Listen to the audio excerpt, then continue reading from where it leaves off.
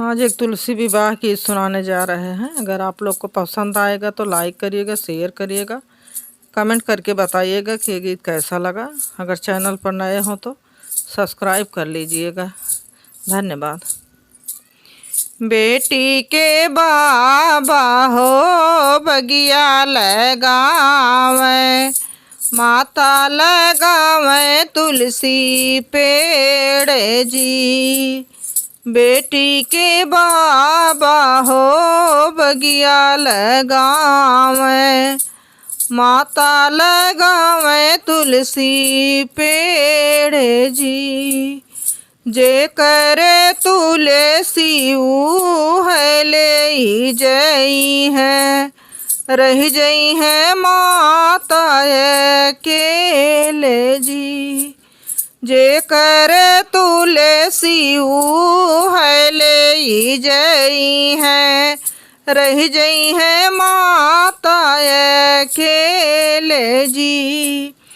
के करे बेटा हो डड़िया फनावे, कवन पापी डाले लाओ हारे जी। के करे बेटी हो धई बैठावे, के करे छूटे ला पुकारे जी।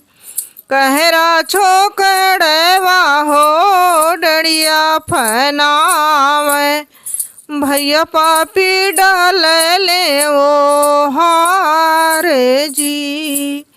नौआही बेटी हो धई बैठावे, बाबा के छूटे ला पुकारे जी।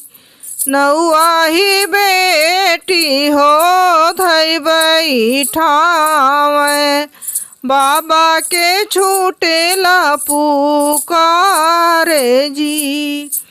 इतनी बचन हम कहिलाए बेटी, काहे गुण जालू अकेले जी। इतनी बचन हम कहिलाए बेटी, काहे गुण जालू अकेले जी।